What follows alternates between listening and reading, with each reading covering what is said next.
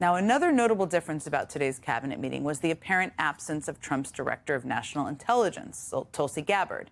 In fact, Tulsi Gabbard has been out of the public eye for quite some time now, even amid a number of international crises that would typically fall well within her portfolio. I mean, there was the director of national intelligence during the planning of one of the biggest national security operations of the Trump presidency. Where was she? The lead up to the night Trump attacked Venezuela and captured President Nicolas Maduro and his wife. Well, she definitely wasn't in the Situation Room planning alongside the national security team and all the photos that were released. She was on the beach in Hawaii. Now, there she is. Now everyone loves a sun salutation. We all love the beach.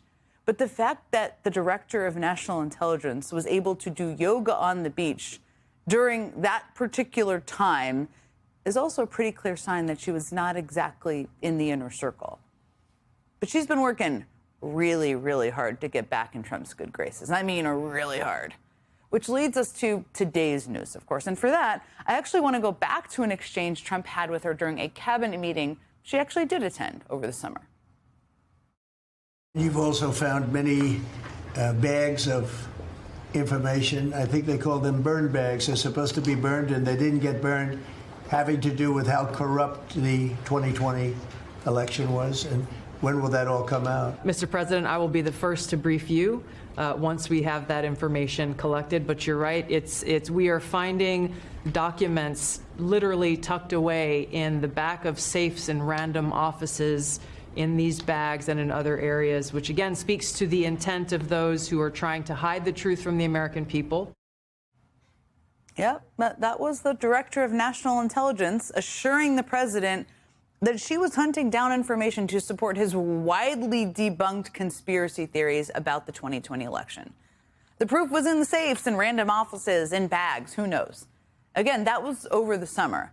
And we haven't seen that much of her since then, aside from the sun salutations, I suppose. That is until yesterday, when she was seen literally creeping in the shadows of the Trump administration's latest abuse of power. That's Gabbard last night at the edge of a loading bay at the elections office of Fulton County, Georgia, while the facility was being raided by the FBI. It is giving Homeland, The Show meets The Bourne Identity, maybe some other things, right down to the lurking behind a pillar in a hat. That's what it's giving to me. Now, this facility is where the FBI hauled away pallets of boxes containing ballots from the 2020 election. And we now know that in conducting that raid, those FBI agents were executing a search warrant sought by a Trump-appointed U.S. attorney whose district is 500 miles away in St. Louis, Missouri, a guy by the name of Thomas Albus. So why is a U.S. attorney in St. Louis seizing ballots from Fulton County, Georgia? Well, two people familiar with the matter tell Bloomberg that this Trump-appointed U.S. attorney has been empowered by Attorney General Pam Bondi to conduct nationwide investigations into Trump's false claims of election fraud. And Albus he's not just a typical MAGA loyalist.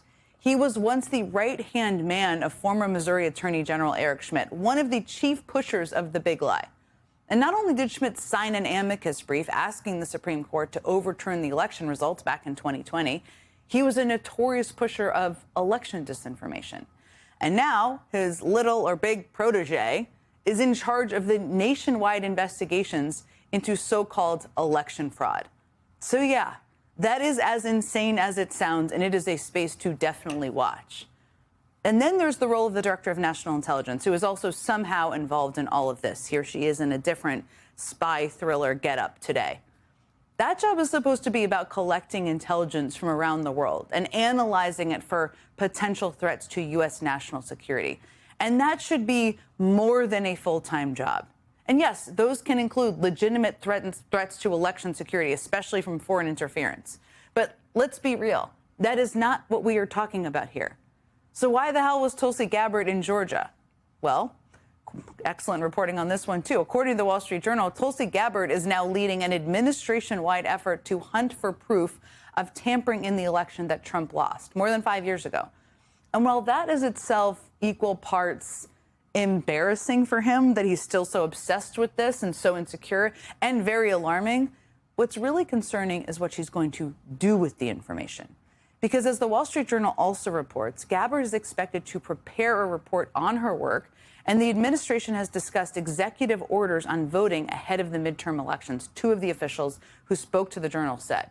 Now, in other words, this is not just a backwards-looking investigation to vindicate a very insecure president's false election claims. This is about finding excuses to interfere with voting in the next election.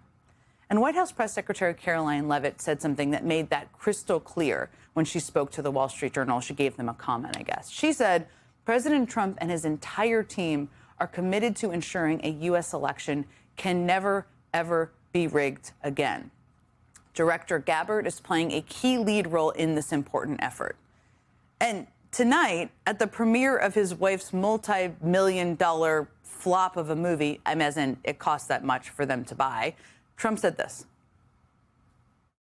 Mr. President, what was Tulsi Gabbard doing at an election center in Georgia today? She's working very hard on trying to keep the election safe, and she's done a very good job. And they, as you know, they got into the votes. You got a signed judge's order in Georgia, and you're going to see some interesting things happening.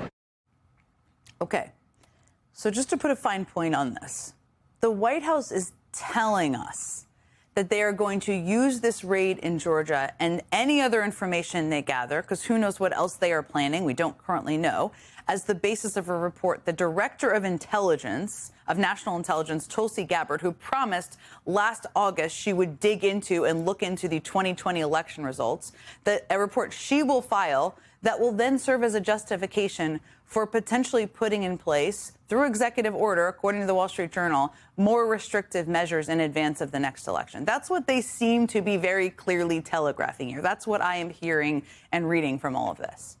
Now, we have long known that Trump's stolen election conspiracies are completely baseless. And the people who promoted those theories and tried to help him overturn the election results have all filed lawsuits, criminal charges, and they faced lawsuits, I should say, and they faced criminal charges and disbarment for their role in that scheme. They were completely discredited. But now the Trump administration appears to want to bring those complete kooks back into the spotlight. I mean, this morning, Trump's pardon attorney, Ed Martin, posted a photo from his official DOJ account of himself with election conspiracy theorist Sidney Powell. Remember her? With the caption, "Good morning, America. How are ya?" I mean, if that's not weird and freaky, I don't know what is. And remember that late night rage posting I was telling you about? Well, one of the posts was about a debunked conspiracy about Chinese and Italian satellites somehow being responsible for the 2020 election results. Trump is bringing all of his wildest election conspiracies back. He's trying to promote all of the cuckoo birds that surrounded him in it, not just to gripe about the last election, but to use them as some sort of bogus justification to limit voting in the next one. And it's clear that interfering in that election has been his goal for some time now. We all know this. I mean, everything he does always seems to lead back to finding a way to control how people vote, whether it's scaring them or making it harder. It's why he's told Minnesota that the only way he'll remove ICE agents from their state is if they turn over their voter rolls. And it's why leading Democratic governors have warned us repeatedly that this was coming.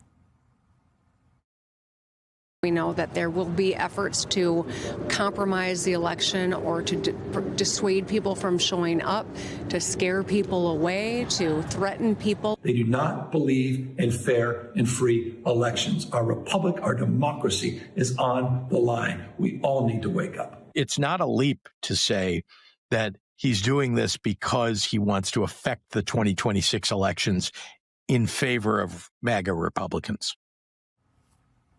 There's no great mystery about what's going on here. Donald Trump is weaker than he's ever been. The American people are angrier at him than they've ever been. And so Donald Trump is taking his most drastic step yet to inject chaos into our next election.